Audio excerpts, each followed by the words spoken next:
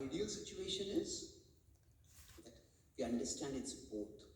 So what has happened to me, that is because of Daiva, that is because of destiny. So we accept that Daiva is also there, but Karma is also there. So accepting Daiva will give us a certain level of peace. What has happened, it was because of destiny, I accept it. But accepting Karma will help us progress. It is not just because something has happened, I have to leave it. I have to let it stay like that all the time. No, we have a responsibility to do our dharma. So what does doing our dharma mean?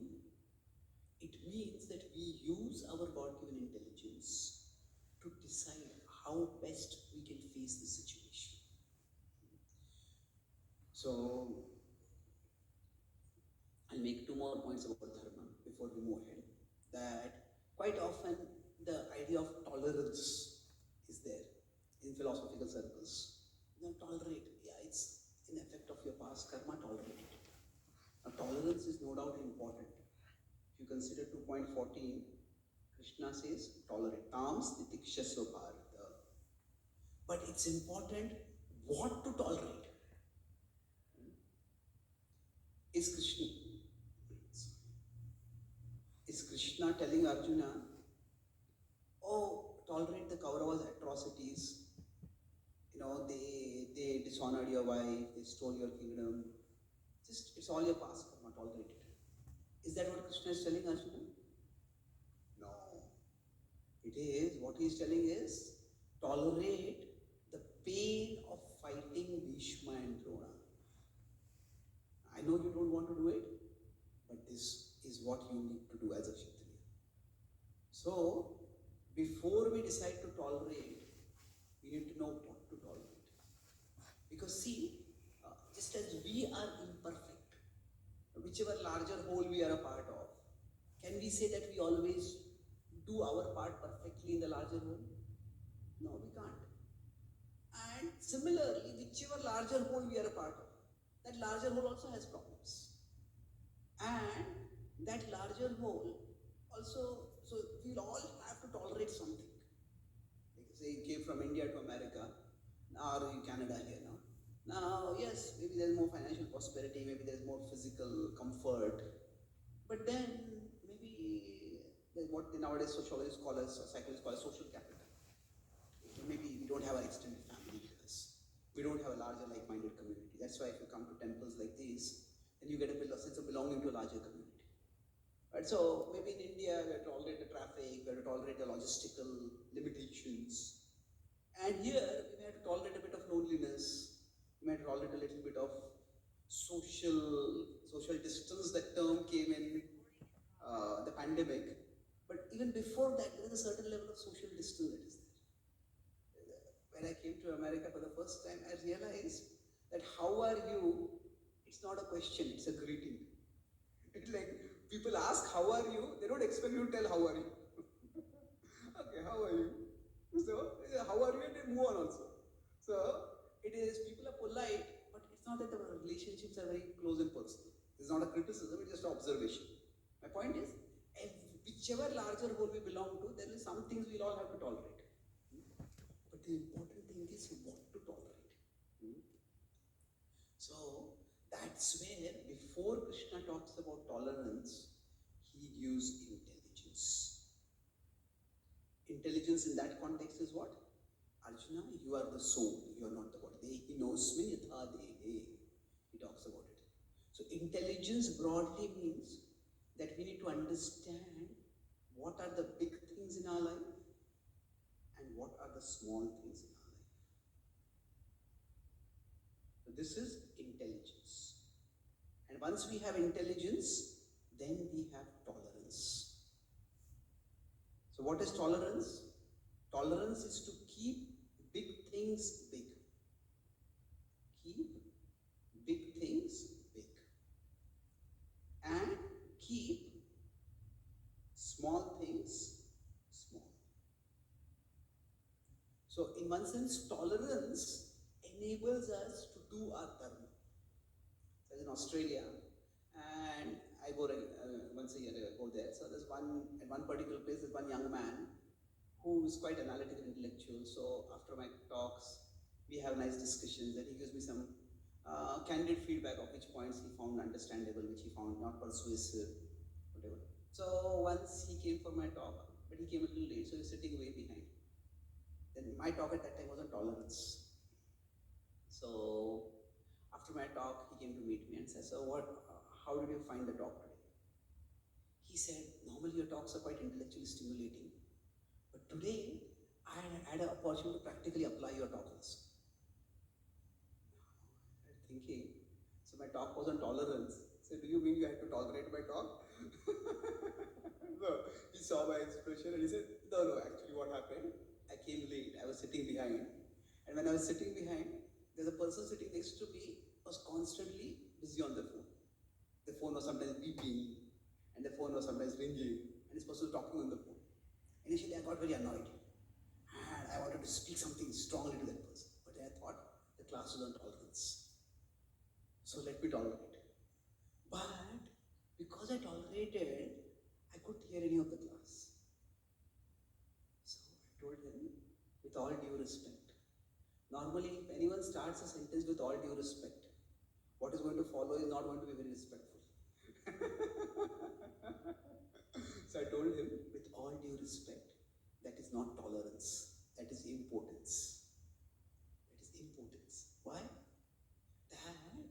Because if you are coming for a talk, what is the big thing over there? You want to listen to the talk. If you are not able to do the big thing, then that is we are not exercising, we are not able to do our dharma. So what happens is, if you want to understand about tolerance, that tolerance is, it can go off in two extremes. One is when the big things become small. That means we are not able to do the big things. This is impotence. On the other hand, if small things become big, now that is intolerance. So for most of us, the problem would be, say now right now you come here for a talk, and maybe you're not habituated sitting on the floor, and you might feel a little uncomfortable. And you may think, okay, this talk, or it will go on for half an hour, 1 hour more at the most, 20-30 minutes more, whatever. So I can deal with it. I can sit on the floor for that much time. It's a small thing. So if something is small, tolerance should be able to help us keep it small. But if suppose somebody feels so much discomfort in their back or their legs because sitting on the floor, then find a chair or request a chair. And there is facility for chairs also. So the point is that if somebody just tolerates and their whole body is in pain and they're sitting on the floor, and they say, I sat on the floor, but nothing went into my head because all my consciousness was in my legs or my back, then that small thing has become a big thing. So tolerance is basically these two dimensions, that we keep the big things big and we keep the small things small. And that's why the concept of dharma is important. The concept of dharma is, what is the big thing for me and what is the small thing for me? So if we are at a job and maybe the work culture is not very good over there, maybe the boss is a little exploitative or abusive, see, I would rather not be in this job. But then maybe we need the money from that job. So maybe that job is good for our career. So then we may decide that is the big thing for me. And because that is the big thing, this I'll make it the small thing. I'll live with it. So now what happens is, if we do not do this mental prioritization of what is a big thing and a small thing, then we keep complaining about the small thing in life. Oh, this is so bad, this is so bad, this is so bad. Well, complaining about it is so bad. Don't do that. So there is, in life, there are small things and there are big things. But suppose somebody has decided, okay, I have experience of 20 years and I don't have to take this kind of work culture. Better I'll find some other job. That's also fair enough. If somebody would say, I don't want to belong to this large hole because what it is giving me is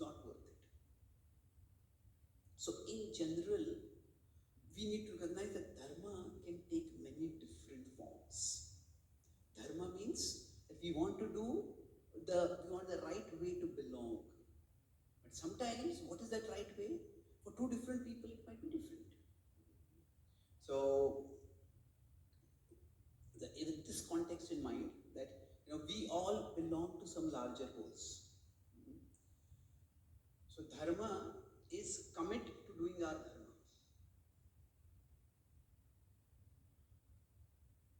So, when we commit to doing our dharma, dharma can be done in three different ways. I like to use the acronym MET for that. MET. What is it? Sometimes we may decide to mitigate. This is wrong and I have to fix it. So we fight to fix the situation. Sometimes we may decide to emigrate. I don't want to be here at all. I don't want to get involved in this, I'll just leave this. Sometimes we may decide, I'll tolerate. Let's look at the example of the Pandavas, for example. So initially, when the Pandavas came from the forest, they were born in the forest. From there they came to the kingdom. When they came to the kingdom, they were always a part of the family, but they were physically a part of the kingdom and the family. And then Duryodhan tried to kill Bhima. And then at that time, when Bhima survived somehow miraculously by Krishna's arrangement, he came back and he wanted to beat Duryodhan. How dare you do this to me? At that time, Yudhishthira told him, we don't have any clear evidence. It will just be your word against his word. And we are new over here. We don't know who will support us right now in the family. We don't want to split our family. So maybe he's just insecure. Let's be careful. But let's not do anything aggressive. Bhima did not want to do that. If you think of siblings, sometimes we have different difficulties in getting along with our siblings. You cannot think of a pair of siblings who are as different as Yudhishthira and Bhima.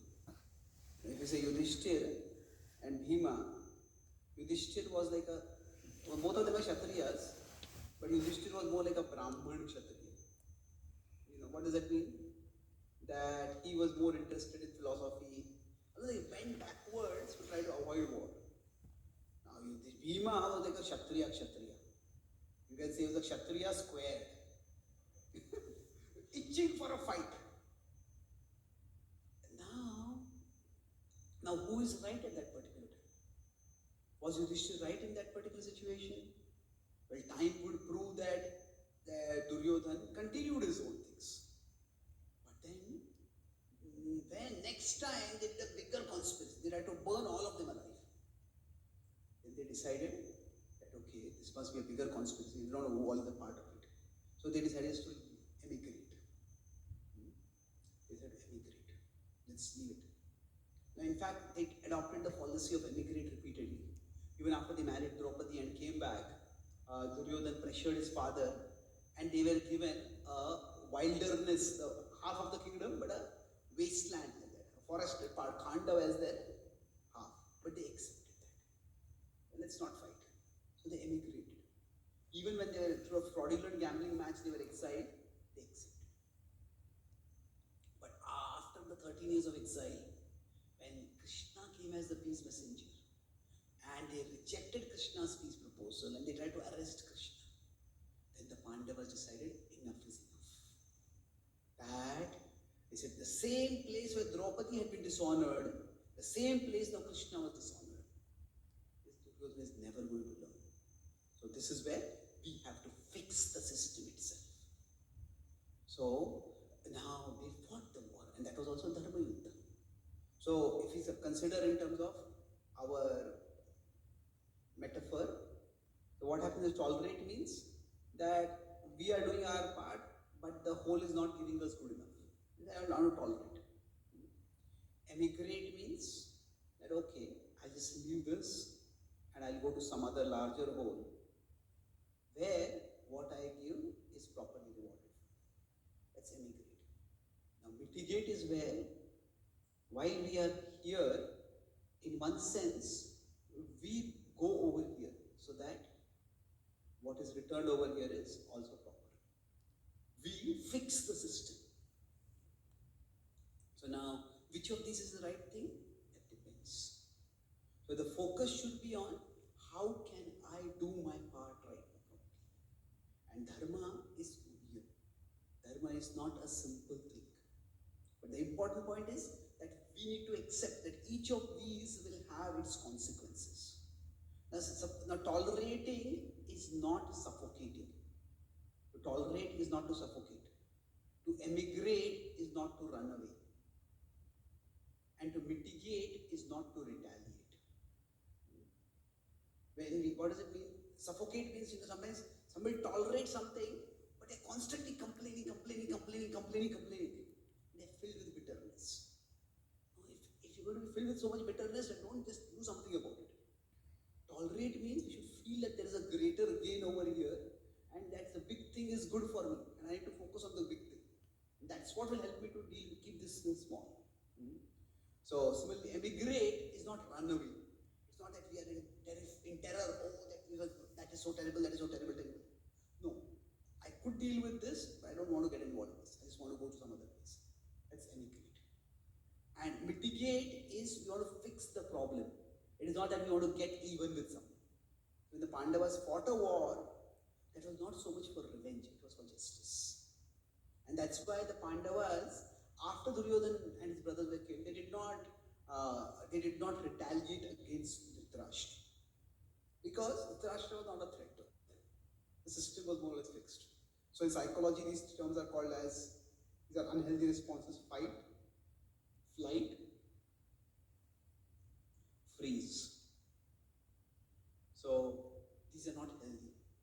The idea is dharma is that which enables us to grow in our life. So dharma is, in this situation, what is the best way ahead for me? And especially if we learn to practice bhakti, we learn to pray to Krishna, then we'll get greater clarity about what is the big thing for me, what is the small thing for me. Krishna says, Dadami buddhi yogam tam yenamam upayanti te. And that brings me to the last part. What is the acronym we are discussing? Fact. So C was commit to doing our dharma. But then C was associated with dharma. Now T is associated with bhakti. So T is tap God's power through bhakti. It's not just that we are all alone trying to bear our karma. We are not all alone struggling to do our dharma. Actually, Krishna is with us. We are not alone. So about bhakti, I'll make 2 quick points and I'll end this session. So now, what does bhakti mean? We say bhakti may mean, okay, I come to the temple, I do some puja, I do some vrata, I do some japa. So all these are important. However, bhakti has some very important meaning to it. That when we grow on the path of bhakti, initially for us the world is very big and God is small. But as we grow on the path of bhakti, the world becomes small and Krishna becomes big for us. So the world becomes small and Krishna becomes big. So to the extent this is happening, to that extent actually we are growing in bhakti. Now what does this mean? That the world becomes small? The world is always filled with ups and downs. And like we discussed earlier, sometimes if our mind is not stable, the ups and downs become much bigger. This is the situation, and this is the emotion coming from the situation. So when the world is very big, we are subjected to the ups and downs very much. But when the world itself becomes small, then its ups and downs also become small for us. So these are the 2 results of bhakti. What is it? When the world becomes small, we become externally or materially peaceful. Yeah, this is bad, but it's not the end of the world. This is important, but it's not the most important thing. Say some relationship issues are there, some job issues there, some health issues there. Yeah, it's a concern. I have to deal with it, but it's not the end of the world. The material becomes smaller for us. And along with that, what happens is that our connect, Krishna becomes bigger for us, we understand that Krishna, through whatever is happening, there is a plan for me. So we become internally or spiritually purposeful. What is the purpose? I want to connect with Krishna, I want to serve Krishna. So this is what happens as we grow spiritually. If you look at Srila Prabhupada's life, Srila Prabhupada was given an instruction by his spiritual master that you travel and share Krishna Bhakti all over the world. And that's what Prabhupada tried to do. Now if you consider what Srila Prabhupada did, that was, he wanted to share Krishna's message. And he also did those three things, immediately what I talked about. If you look at Srila Prabhupada's life, that initially, when he was trying to share Krishna Bhakti in India from 1922 to almost 1965, he was trying to share Krishna Bhakti in India, and it just didn't work. For various reasons, then Prabhupada decided to emigrate. He said that, okay, people in India are very infatuated by the West, so let me go to the West, and let me try to share Krishna Bhakti in the West. Now when he came to America, he was staying at the house of Sally Agarwal. Now they had sponsored his visit, but they were not interested in becoming devotees. They had just done this as a courtesy to their father-in-law. So Gopal Agarwal's father, and it's an interreligious marriage or cross-cultural marriage. So Prabhupada saw that, and when he was staying in their home, at that time, he would keep this bhoga in their fridge. At that time, there's a great protein myth in American history that unless you feed your children beef, they will not get enough proteins. So they had small children and they would give them liquefied beef. So Prabhupada had to keep his bhoga, what he was cooking for Krishna, in the same fridge in which the beef was there. Now Sally Agarwal had some sensibility. She said, Swami, I'm sorry, we have only one fridge here. And Prabhupada's reply was, think nothing of it. Now, do you think if, say, 20, 30 years down the line, if ISKCON had been established and Prabhupada came to know that there's beef in the fridge, would Prabhupada think nothing about it? Think nothing except this. How did this happen? Who allowed it to happen? Who did this? So the thing is, at that particular time, Prabhupada knew, I'm not going to stay in this house forever. I'm here as a guest. And I have a larger mission. So right now while I'm here, I'll tolerate it. Now later on, specifically, Prabhupada did emigrate from India. If you consider, he had tried to build a temple in Jhansi, started a League of Devotees. When people didn't support over there, he just left over there. But then, if you consider, so from Jhansi, he immigrated. When he was in Butler, Pennsylvania, he tolerated. But later on, when he was building a temple in Juhu, Mumbai, the owner of that land was a double dealing person. He wanted to take the money and not give the land deed also. And Prabhupada wrote to one of his supporters, he says, if he wants to steal Krishna's land, he will have to walk over my dead body. Not just metaphorically, but even literally. There are thugs who attack the devotees and to fight him. Finally, the temple was built. So, even for the service of Krishna, Prabhupada had a bigger picture. So, for Prabhupada, it was not that, everything that is happening is Krishna's plan. It's Krishna's plan, but Krishna's plan means I should also be doing something. And what should I be doing? That is determined by our service attitude.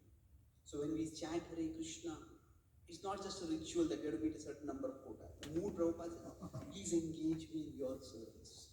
What does that mean, Krishna? You are the ultimate large whole. And how can I contribute to the large whole? How do I see how you are reciprocating with me? So for Prabhupada, he was internally or spiritually, he was purposeful. He was always purposeful. Even when he was in 1965, he came to America, he had nothing to show. For his 40 years of attempts, he didn't have any money, he did not have any followers, he did not have institutional support. Generally, if a person tries a lot and does not succeed, the person often becomes bitter. Oh, this person didn't help me, this didn't work out, that didn't work out. Even in Prabhupada's unknown Swami working on the streets of New York, who Whoever met him saw that he was so happy. He was happy speaking about Krishna, writing about Krishna, cooking for Krishna, singing about Krishna. Because for him always, Krishna was the bigger reality. And this is seen most dramatically in the last chapter of Srila Prabhupada's life. As I said, Prabhupada fought to build the Juhu temple. And does anyone know when the Juhu temple was inaugurated? It was 1978, Jan 14. That is Sankranti Day. Now, when did Srila Prabhupada depart from the world? 1977, November 14. So just 2 lousy months. Now, Prabhupada fought to build this temple, and Prabhupada could have said to Krishna, Krishna, please let me be here to see this temple. But when one of his supporters asked him, Swamiji, do you have any last desires? Prabhupada replied, Kuch ichha nahi. No desires. How is that possible? Would you not have desired to see Krishna, to see the temple built for Krishna? Of course you would have desired. But devotion means that we can and we should have desires, but the desires never become demands. And the desire certainly does not become an ultimatum. Krishna, if you don't do this, I'll stop worshiping you. That is not the mood of devotion. So Prabhupada knew that this is not just his mission, this is Krishna's mission. And Krishna had a particular role for him to play, and Krishna was calling him back. Prabhupada accepted it. He had the confidence that Krishna would empower others to carry on the mission. And that's what happened. So, by our practice of bhakti, it is Krishna's that it is not just that we do our dharma. Yeah, we have to do our dharma. But slowly, our worldview shifts. What we do in the world is important, but how we connect with Krishna is the most important. Because ultimately, even if we do our dharma very well in this world, the world is temporary. We may be the best parents, we may be the best professionals, we may be the best citizens. Still at the end we have to die. And what is going to be with us is our relationship with Krishna, our bhakti for Krishna. So when we tap Krishna's power through bhakti, that means Krishna gives us a higher sense of purpose. Krishna gives us that divine connection. Krishna gives us inner happiness, irrespective of life's ups and downs. And finally, when we depart from the world, at the time of death of a devotee does not leave home. Normally when we die, we leave home. But a devotee does not leave home, a devotee goes home. Because for a devotee, the home is where Krishna is. Aniketa astir matir. So in this way, we all can make our life meaningful and successful through the dedication to dharma and ultimately dedication to Krishna through bhakti. Let's summarize what I discussed today. I discussed the last 2 parts of the acronym FACT. C was what? C was commit. So commit, I spent a lot of time in commit to doing our dharma. So now in this, I talked about 4 main points. That we talked about how whenever action comes in our life, whatever is happening, the 2 philosophies are, there could be Daivavad, where everything is determined by past karma, and Karmavad, where everything is determined